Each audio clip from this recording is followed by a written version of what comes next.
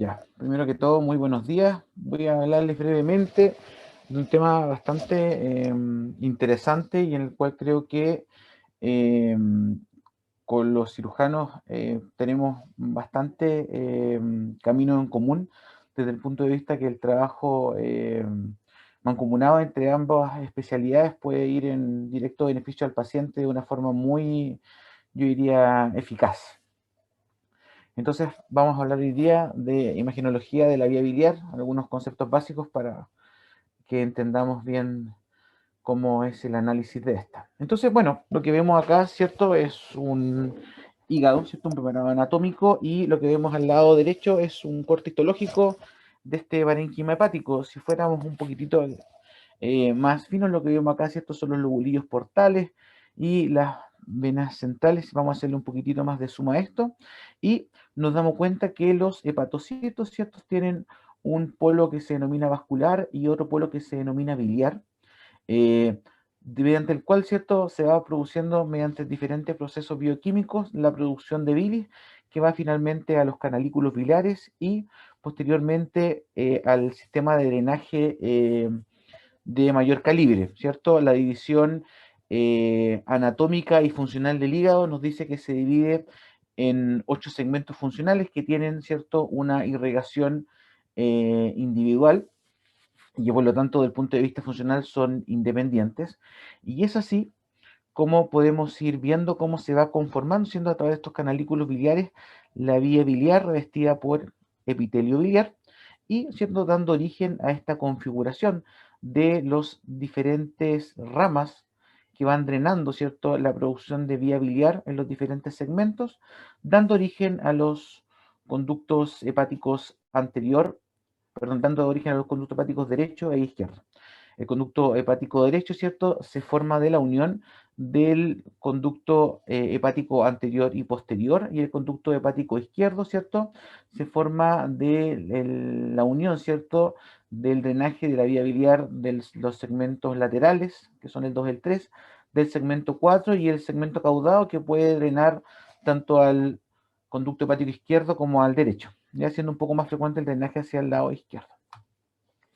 Ahora, si seguimos un poquitito del punto de vista conceptual, el flujo, ¿cierto?, de la vía biliar, aquí encontramos, ¿cierto?, en este esquema de Netter, ¿cierto?, el conducto hepático derecho e izquierdo, nos encontramos, vamos a conformar el hepático común, y a este hepático común, ¿cierto?, converge el contenido que ha sido almacenado en la vesícula y que se drena a través de este conducto cístico para dar origen al colédoco, con una porción suprapancreática y en una porción infra o intrapancreática, ¿ya? Este conducto colédoco, ¿cierto?, se va a unir en múltiples formas, en múltiples variantes anatómicas, con el conducto de Wirsung, ¿cierto?, dando origen a un canal común de longitud variable entre 5 a 12 milímetros más o menos, eh, y finalmente se va a vertir el contenido de la vía biliar, ¿cierto?, al duodeno y por circulación enteropática, parte de este, un 75%, va a volver nuevamente a través del sistema porta, las sales biliares hacia el hígado. Si nos fijamos acá, también vemos de parte del conducto pancreático un conducto accesorio de Santorini que está presente más o menos en un 50%, entre un 44 y un 50% de los pacientes, que drena a la papila menor.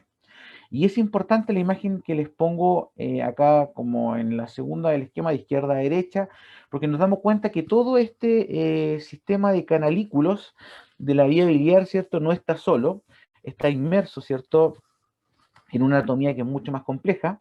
Por lo tanto, tenemos que parte de nuestro sistema de excreción y de almacenaje de la vía biliar va a estar comunicado con el hígado, va a estar comunicado con el colon, ¿cierto? Acá tenemos parte del duodeno. Entonces, la enfermedad de la vía biliar muchas veces compromete a otros órganos. Y de ese punto de vista es importante nosotros como radiólogos que podamos entender la anatomía bien, que es una de las cosas y de las metas que tratamos de transmitirle también a los residentes en formación, y que podamos también no solamente analizar la enfermedad de la vía biliar como una entidad única, sino más bien como una entidad integrada en una anatomía regional y eh, así poder, en el fondo, entendiendo bien dónde se sitúa la enfermedad de la vía biliar, poder aportar al plan quirúrgico muchas veces de los cirujanos hepatobiliares, ¿ya? Ahora, ¿cómo podemos evaluar la vía biliar, podemos hacerlo de varias formas. Podemos hacerlo mediante una colangiografía por sonda T, que es lo que hacemos nosotros. Existen las colangiografías intraoperatorias, ¿cierto? También, que eso lo hace el equipo quirúrgico. Podemos evaluarlo a través del ultrasonido, a través de la tomografía computada, a través de la resonancia magnética, y también la medicina nuclear puede evaluar la vía biliar a través de la cintigrafía de vesícula y vía biliar, ¿ya? Sería como el panorama en general. Ahora, cuando a nosotros nos piden, ¿cierto?, la evaluación de o nos indican por el equipo médico, nos pide una colangiografía por sonda T, básicamente lo que hacemos es instilar medio de contraste yodado hidrosoluble a través del extremo, ¿cierto?, de esta sonda T, y mediante la administración de un medio de contraste que es radiopaco ante la exposición con rayos X, logramos contrastar, ¿cierto?, la vía biliar. Si se fijan en esta imagen a la derecha, podemos ver, ¿cierto?, cómo el lumen de la vía biliar se encuentra opacificado, y esto también es importante de tenerlo en claro, puesto que cuando se hacen las mediciones del calibre de la vía biliar, muchas veces pasa, y es un error que en el fondo que hay que tenerlo en consideración, que muchas veces se incorpora la medición de la pared por otros medios diagnósticos, por ejemplo, por tomografía computada o resonancia, siendo que cuando nosotros hacemos los estudios colangiográficos y donde está en el fondo estudiadas las tablas para los calibres de la vía biliar, lo que nosotros estamos contrastando es el lumen. Por lo tanto, la correcta medición de la vía biliar debiese ser desde un extremo del lumen hacia el otro extremo del lumen, no considerando la pared, porque en este caso nosotros la pared no la vemos, ¿ya? Entonces, podemos ver acá muy bien cómo se instiló el medio de contraste. Esto se ve, ¿cierto?, radiopaco gracias a la presencia de él, al igual que el extremo de la sonda, ¿cierto? Esto que se ve radiolúcido corresponde a las paredes, ¿cierto?, plásticas de la sonda que no tienen contraste, y vemos la definición, ¿cierto?, de la vía biliar con el conducto hepático derecho y el conducto hepático izquierdo. La idea de este examen es poder evaluar, ¿cierto?, la presencia de filtraciones del medio de contraste en el contexto postquirúrgico, también el adecuado paso del medio de contraste desde el colédoco, ¿cierto?, distal o del canal común hacia el duodeno, y evaluar eventuales estenosis de la vía biliar. Por ejemplo, acá, estos son casos de nuestra institución. Tenemos acá, ¿cierto?, se instiló medio de contraste, acá está la sonda, y vemos cómo se observa en el colédoco ya distal este defecto de Yene, que en el fondo separa, o en el fondo, o no presenta retención del medio de contraste, ¿cierto? Se ve como un defecto de Yene distal, que es compatible con un cálculo. Acá vemos al lado, en la imagen de derecha, vemos, ¿cierto?, que tenemos la anatomía biliar, pero vemos presencia de medio de contraste en un lugar que es anatómicamente atípico para, o en el fondo, para presencia de vía biliar, que corresponde a una extravasación de vía biliar, en el fondo una filtración de vía biliar. Ahora, en general, lo que nosotros podemos responder con la colangiografía por sonda T es si queda alguna litiasis residual, si es que hay alguna filtración o si hay algún segmento estenótico. Pero es importante entender que cuando nosotros administramos el medio de contraste, este va a difundir según la capacidad que tengamos en el fondo o la permeabilidad que tengamos de la vía biliar hacia distal. Por lo tanto, por ejemplo, si tuviésemos una estenosis dada por una masa o por un proceso extrínseco a nivel del hepático común, independiente de que instiláramos grandes volúmenes de medio de contraste yodado, muchas veces puede pasar que este medio de contraste no logre, en el fondo, opacificar, ¿cierto?, la vía biliar hacia distal. Por lo tanto, una limitación importante de este método es que nosotros podemos avanzar siempre que la vía biliar esté permeable. Si la vía biliar no está permeable o tiene una oclusión de importante cuantía y no logramos mediante técnicas dirigidas tratar de hacer que el medio de contraste avance, no podemos caracterizar más allá la vía biliar. A diferencia, por ejemplo, de lo que podemos hacer con los estudios dirigidos por resonancia magnética de colangio-resonancia o con la tomografía computada. Ok, entonces, en el ultrasonido, ¿cómo vamos a evaluar la vía biliar? En general, el estudio del ultrasonido es el método de elección para el paciente que está con ictericia o sospecha de colecistitis aguda o coleritiasis, ¿ya? Es bueno el método porque es de bajo costo y en realidad es bueno para caracterizar las litiasis biliares. El gran problema es que requiere cierta expertise de parte de la persona que realiza el examen, muchas veces porque, si se fijan acá, esta es una imagen longitudinal a nivel del hilio hepático, donde vemos la posición de las estructuras correspondientes a la vena porta, a la vía biliar y este puntito al medio, ¿cierto?, que corresponde a la arteria hepática derecha. Pero ¿qué es lo que pasa? Muchas veces el recorrido de la arteria hepática derecha no se ubica en esta posición y se ubica hacia adelante o se ubica en un sentido más oblicuo. Entonces, el gran problema es que a veces se mide el calibre de la arteria hepática y no se está midiendo realmente la vía biliar. Entonces, eso es un pequeño problema.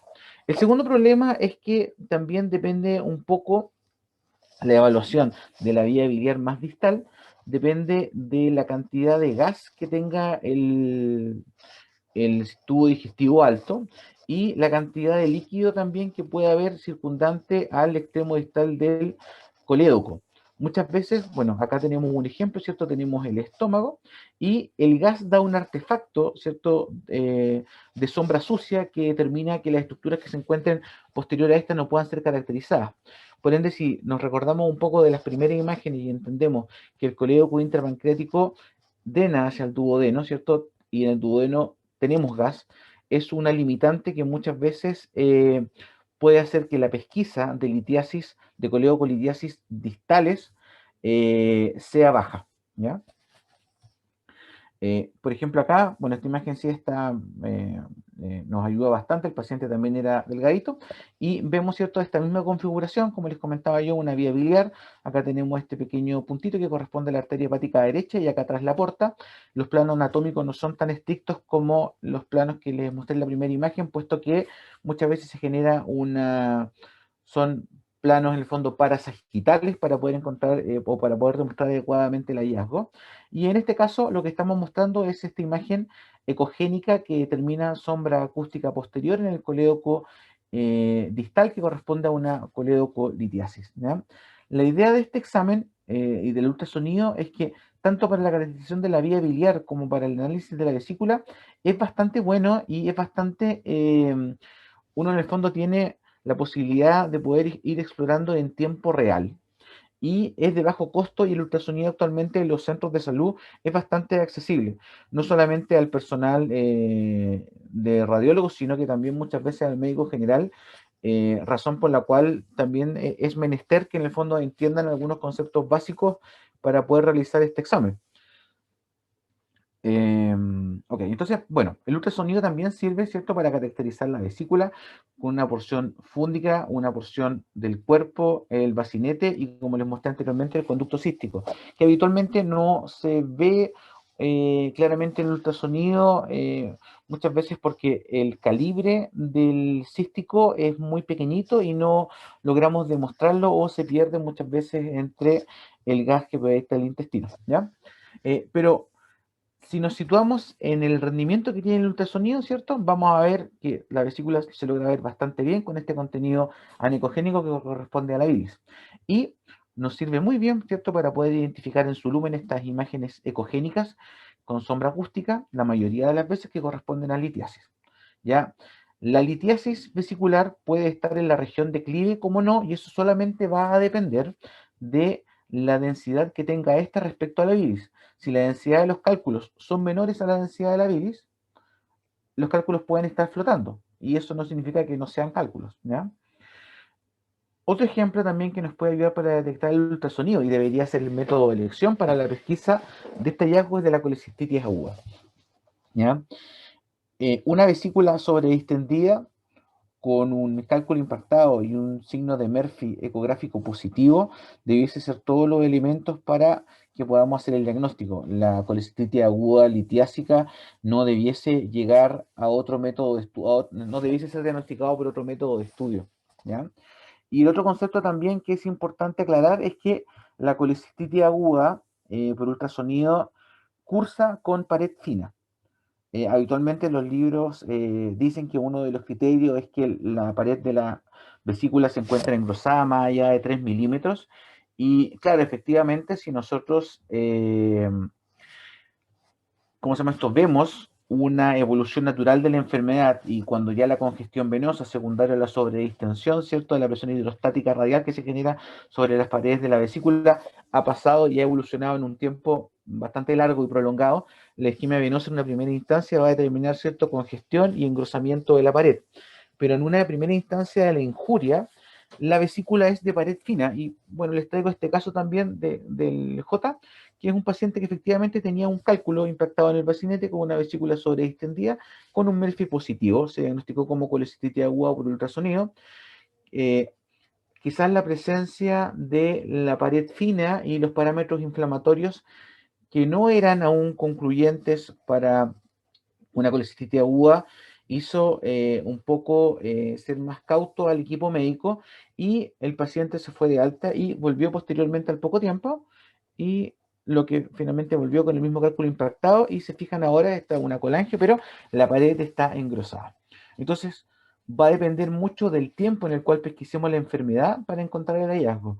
Pero el concepto que quiero que se queden es que la cole aguda cursa en una primera instancia con pared fina, ¿ya? Y que la pared engrosada en forma difusa es reflejo de un proceso ya más bien subagudo, no agudo, ¿ya?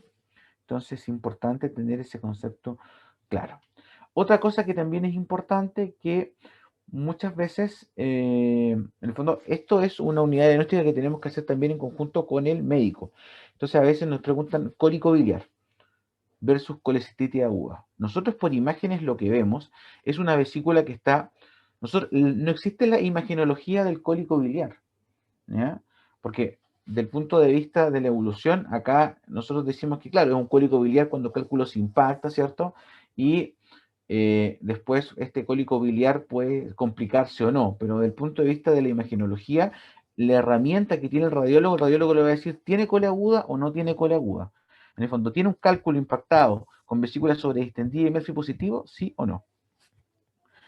La ecografía también es muy bueno para la caracterización de los pólipos vesiculares, pero la evaluación de la vascularización de estos pólipos, que la mayoría de ellos son de colesterol, no es muy buena en realidad. Y eso va a depender de la calidad del equipo y va a depender también de la contextura del paciente, siendo los pacientes con un IMC mayor, ¿cierto?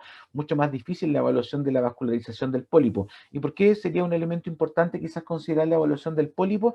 Como les comentaba, la mayoría de los pólipos corresponden solamente a adhesión de colesterol en forma polipoidea a la pared vesicular, por lo tanto, no representan una neoplasia propiamente tal, a diferencia de una lesión polipoidea que tuviese flujo, por ejemplo, a la vascularización que sí indica, en el fondo, que su vascularización refleja la presencia de una neoplasia. Ahora, si esta neoplasia es una adenoma o un adenocarcinoma, desde el punto de vista de imagen, cuando son precos, no lo podemos distinguir. Por eso es que una de las presentaciones del cáncer vesicular es su forma polipoidea, ¿ya? Ahora, con respecto a los engrosamientos parietales, la vesícula, el ultrasonido es muy bueno para caracterizarlos y lo, lo que hay que tener en claro sí es que no todo, que el engrosamiento parietal de la vesícula es una respuesta inespecífica a muchas noxas. Cuando uno tiene una colecistitis aguda, lo que tiene es un cálculo impactado con una vesícula sobredistendida y una pared fina. Pero hay muchos escenarios en el cual nosotros nos encontramos con una vesícula, como por ejemplo el lado que está acá, que no está sobredistendida, pero que tiene una pared muy engrosada. Y el diagnóstico diferencial de esto es bastante amplio, desde una hepatopatía aguda hasta síndromes de inflamatorio, de fondo, síndrome inflamatorio sistémico, ¿ya? Pero eh, como por ejemplo estoy mostrando acá, es un engrosamiento difuso de la pared vesicular que era secundario, ¿cierto?, a una hepatitis aguda. Otro elemento que también es importante considerar es el estudio de la adenomiomatosis, ¿cierto?, que son estos depósitos de colesterol que simulan neoplasia y que tienen variadas formas de presentación.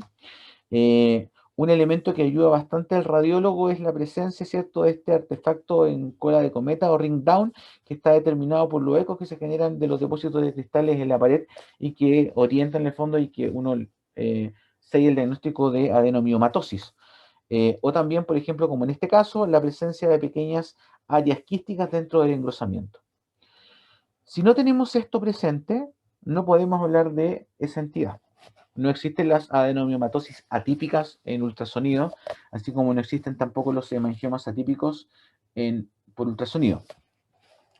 Entonces, en este caso, por ejemplo, también se ve un engrosamiento parietal fúndico, no hay áreas quísticas, no hay fenómenos de ring down, y finalmente resultó esto, era un adenocarcinoma vesicular.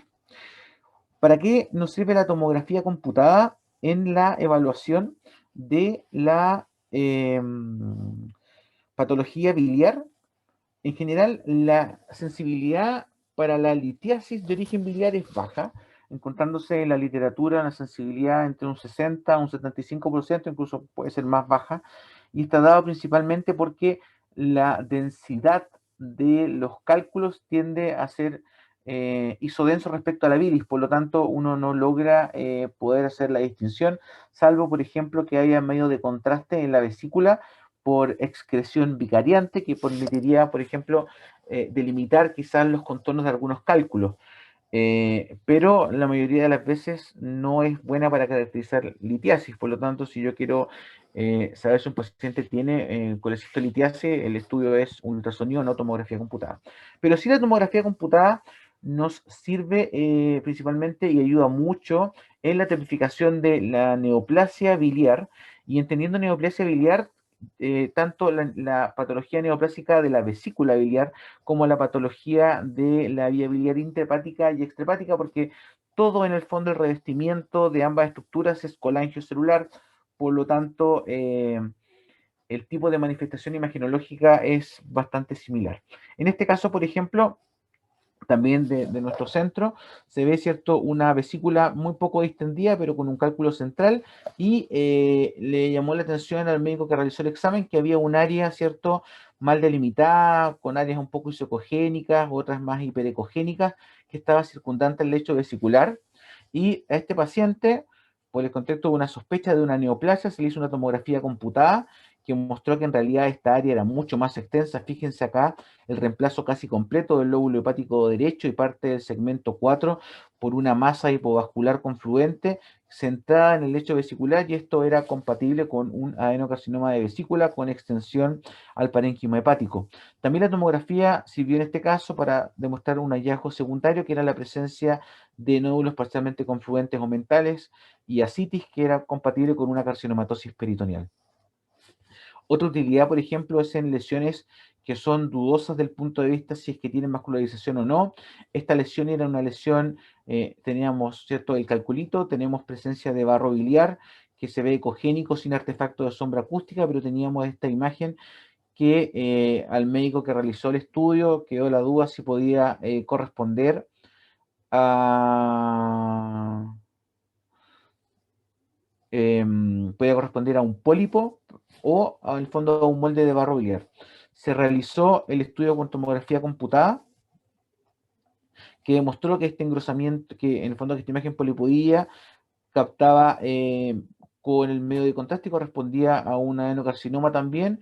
El tejido adiposo que se encontraba fuera o perivesicular en realidad estaba sano, y la enfermedad, desde el punto de vista de imagen, estaba contenido dentro de la vesícula, no había extensión extravesicular. Eh, Otro hallazgo que también nos ayuda la tomografía computada en el estudio, por ejemplo, de la etapificación de la neoplasia biliar intrahepática. En este caso, teníamos una dilatación focal de la vía biliar que fue pesquisada en ultrasonido.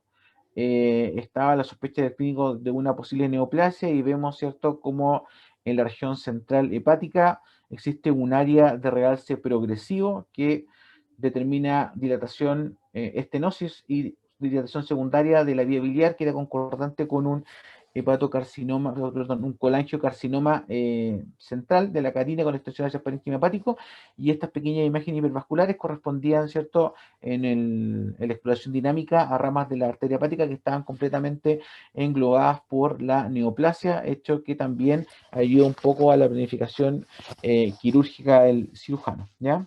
Estos son otros casos que también demuestran que la tomografía computada nos ayuda a entender un poco más la complejidad de la patología biliar, en este caso no neoplásica, sino que más bien inflamatoria. En este caso lo que les estoy mostrando es una vesícula que está engrosada, ¿cierto?, pero que tiene una gran solución de continuidad de su pared, que es lo que también se demuestra acá en esta corte seleccionado axial, que determina la presencia de una colección hidroaérea perivesicular y de forma concomitante, ¿cierto?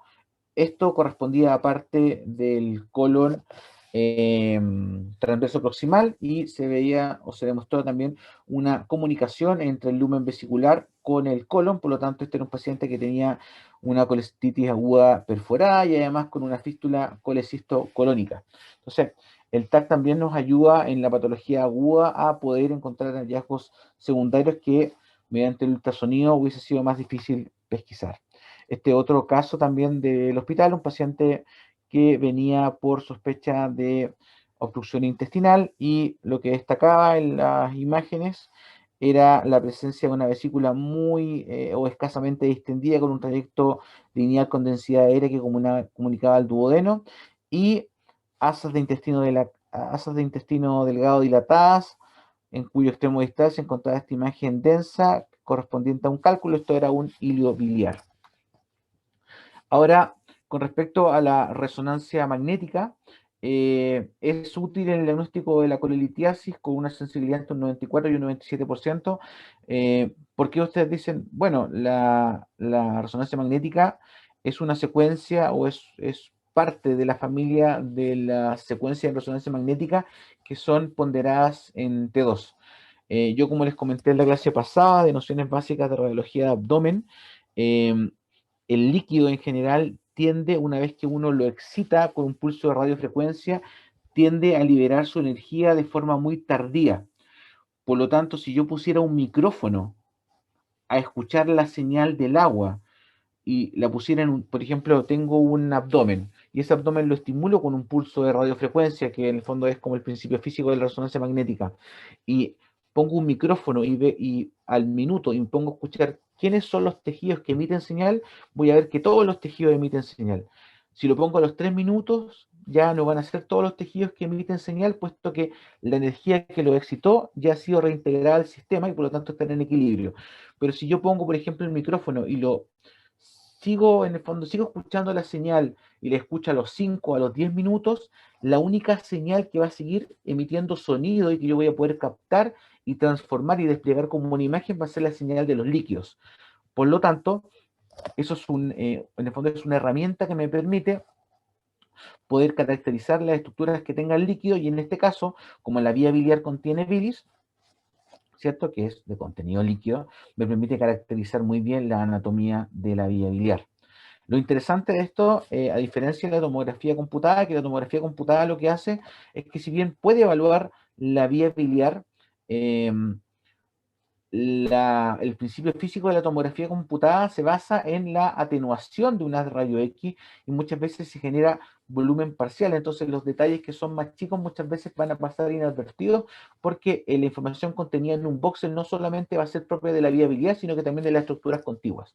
En cambio, como la colangioresonancia o la colangioresonancia magnética está dedicada al estudio de la vía biliar, nos permite caracterizarla muy bien. Y fíjense, este paciente también del HCUCH, como podemos ver el hepático derecho, el hepático izquierdo, ¿cierto? El hepático común, acá está el cístico y el colédoco. Además, nos permite la caracterización del conducto de Wirsum, tanto en su calibre como su trayecto. Como el duodeno y el estómago también contienen líquido, ¿cierto? También los vamos a ver proyectados, ¿cierto? O desplegados en la imagen. Ahora, en el diagnóstico de la litiasis extrahepática tiene una muy buena sensibilidad entre un 94 y un 95% y la especificidad entre un 96 y un 100. ¿Y por qué no un 100%? Porque eh, recordemos que igual es la manera de adquirir la imagen en la resonancia magnética y los cortes que yo estoy haciendo son cortes gruesos. Por lo tanto, litiasis que son muy pequeñitas pueden quedar entre medio de los planos de corte y no ser pesquisadas. Entonces, ¿puedo tener un cálculo y tener una colangioresonancia que solo muestre dilatación de la vía biliar? Sí. ¿Cuánto? Aproximadamente entre 4 o 5 de cada 100, pero puede pasar, ¿ya? Y en este caso les quiero mostrar la imagenología de la litiasis, ¿cierto? La litiasis se ve como defectos de hiene hipointensos porque el cálculo en el fondo no tiene un tiempo de relajación muy rápido, entonces su señal cuando yo la escucho cuando escucho el agua ya hace mucho tiempo ya dejó de emitir señal, entonces lo veo como estas imágenes hipointensas, ¿cierto? En el lumen de la vesícula, y si se fijan acá, además se ven estas tres pequeñas imágenes redondeadas, hipointensas, contiguas, en el colédoco distal que corresponden a coledocolitiasis.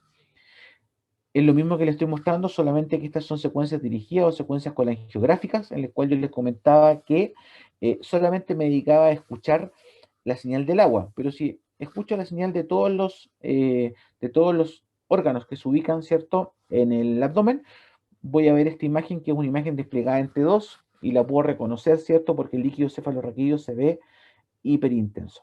Entonces, la misma genología, vemos esta pequeña imagen hipointensa redondeada que corresponde a un cálculo y otros pequeños calculitos, ¿cierto?, que se ven de menor intensidad que el cálculo dominante, que corresponden también a otras pequeñas litiasis vesiculares.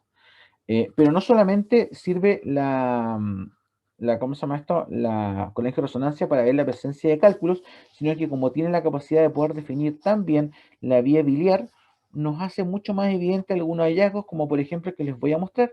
Acá tenemos un paciente que tiene una colecistitis aguda, cálculo impactado, vesícula sobredistendida, pared fina, pero si nos fijamos acá y agudizamos la vista, vemos que se genera una pequeña estenosis de la vía biliar, ¿cierto?, que está determinado por una impronta extrínseca de la vesícula sobredistendida sobre ella y con una dilatación de la vía biliar intrahepática que corresponde a un síndrome de Mirici, ¿ya?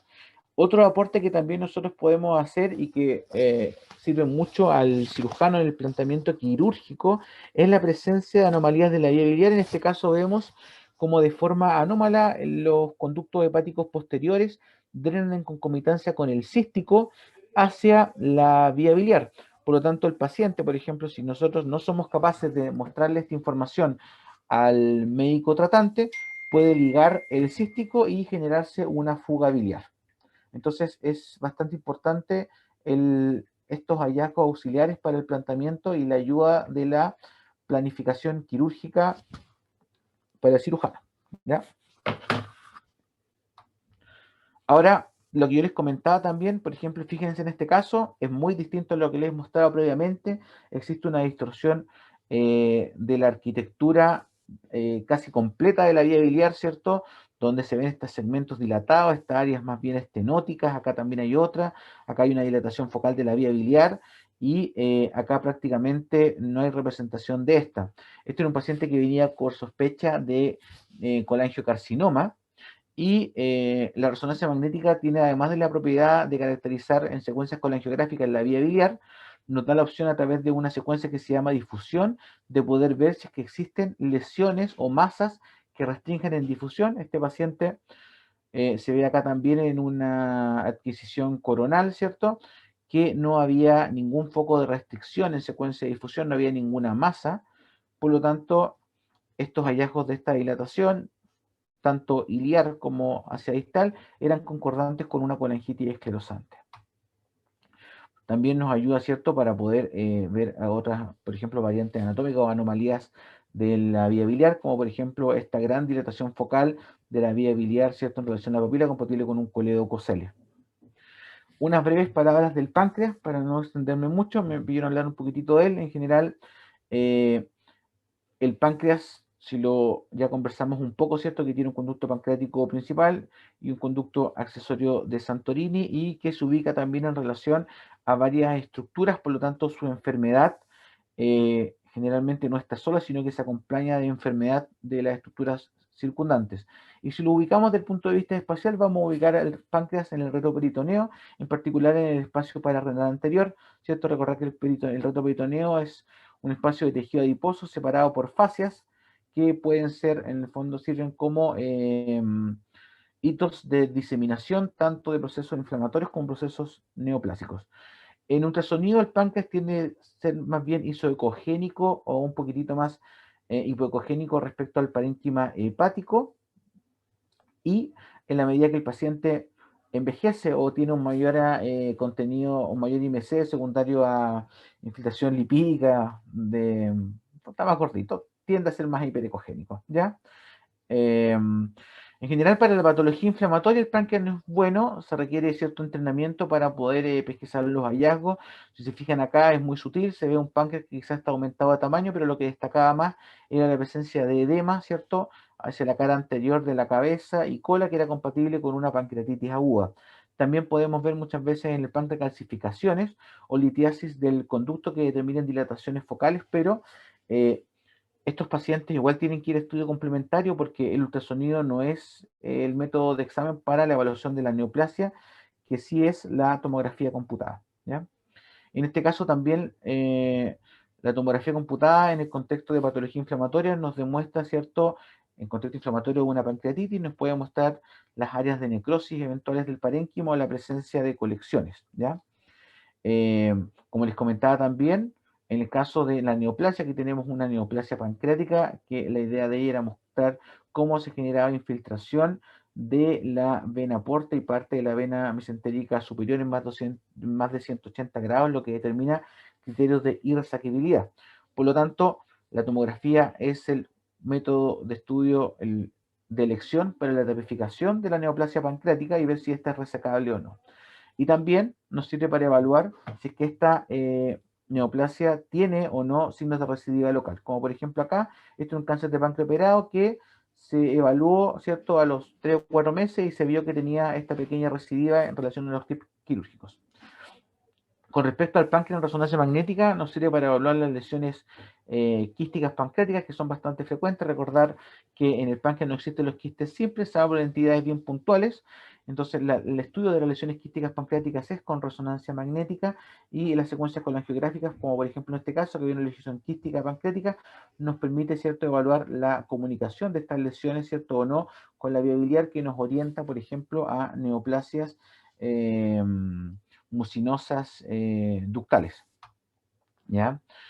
También, por ejemplo, el estudio del páncreas nos ayuda, dado que el páncreas tiende a ser, por el contenido de manganeso y a otras propiedades, tiende a ser muy hiperintenso en algunas secuencias de resonancia y por lo tanto su alteración de señal, como en este caso, que se ve un páncreas más bien negro en secuencia T1, donde se debería ver muy blanco, en el fondo muy hiperintenso, esto asociado a una hipointensidad normal, ¿cierto? En las secuencias T2 y esta gran estenosis de aspecto inflamatorio del coleoco intrapancreático y del Wilson pudo determinar la presencia de pancreatitis autoinmune. Entonces, finalmente, el estudio de páncreas en resonancia magnética nos ayuda no solo al fondo al estudio de las lesiones neoplasias quísticas, sino que también las mismas propiedades del páncreas en sus diferentes aspectos en las secuencias de resonancia nos ayuda a poder orientar quizás ciertos diagnósticos, como en este caso, que es pancreatitis autoinmune y que es bien, o que nosotros por lo menos se diagnostica harto en el hospital.